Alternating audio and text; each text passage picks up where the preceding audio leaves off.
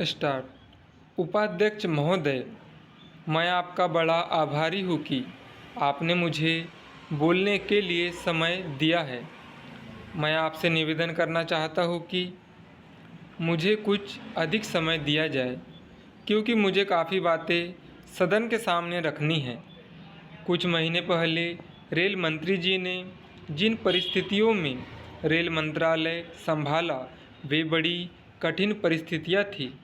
पिछली सरकार ने मंत्रालय की व्यवस्था को बहुत खराब कर दिया था। इन सब के बावजूद भी रेल मंत्री जी ने मंत्रालय की व्यवस्था में सुधार कर दिया है। इसके लिए मैं उनको बधाई देना चाहता हूँ।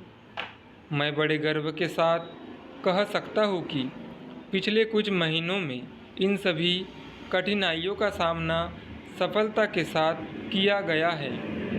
देश में सूखा पड़ने के कारण काफ़ी कठिनाई आ गई थी। इस समय भी रेलवे ने दूर दूर के क्षेत्रों में नागरिकों के लिए आवश्यक चीज़ों को समय पर पहुंचाया है, जिससे आम जनता को अधिक परेशानी का सामना नहीं करना पड़ा। मैं यह भी बताना चाहता हूं कि बिहार के कुछ ऐसे क्षेत्रों में जहां पीने के पानी का बहुत अभाव हो चुका था, वहां पर भी रेलों द्वारा पीने के पानी को पहुंचाकर जनता को बहुत अधिक राहत पहुंचाई गई। महोदय, मैं मंत्री महोदय को इस बात के लिए भी धन्यवाद देना चाहता हूं कि उन्होंने रेलवे का जो बजट प्रस्तुत किया है, वह आम जनता को बहुत राहत पहुंचाने वाला बजट है। इस बजट का सारे देश में स्वागत किया जा रहा है। ऐसे समय में जबकि सारे देश की आम जनता बढ़ती हुई महंगाई से बहुत परेशान है, रेलवे बजट में इस तरह की व्यवस्था करना जिससे आम जनता पर अधिक भार न पड़े, एक स्वागत योग्य कदम है। रेलवे विभाग में बढ़ते हुए भ्रष्टाचार को भी समाप्त करने का निर्णय लिया गया है।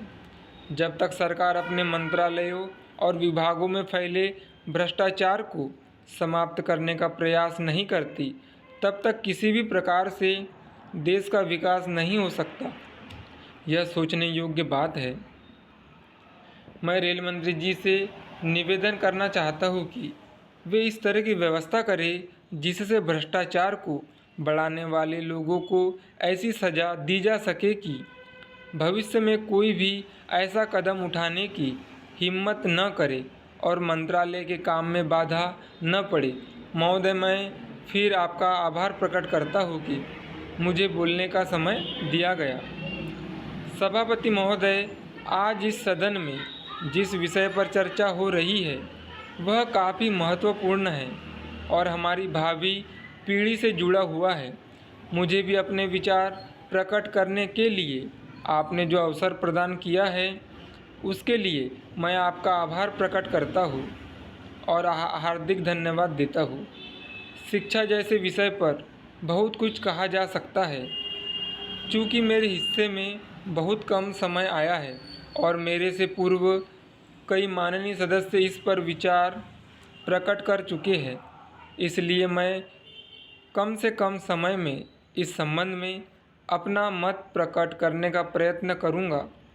अपने पूर्व वक्ताओं की भांति मैं भी इस बात से पूर्ण रूप से सहमत हूँ कि शिक्षा प्रणाली में बुनियादी परिवर्तन की आवश्यकता है। मैं समझता हूँ कि कई वर्षों से शिक्षा प्रणाली में परिवर्तन नहीं किया गया है।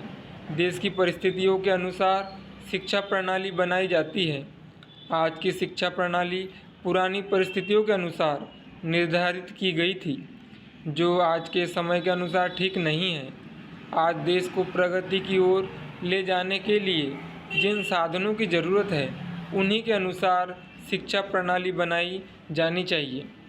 इसलिए मेरा निवेदन है कि शिक्षा प्रणाली में परिवर्तन किया जाए ताकि जो नवयुवक पढ़ कर आए, वे देश के विकास के लिए कार्य करने योग्य सिद्ध हो सके।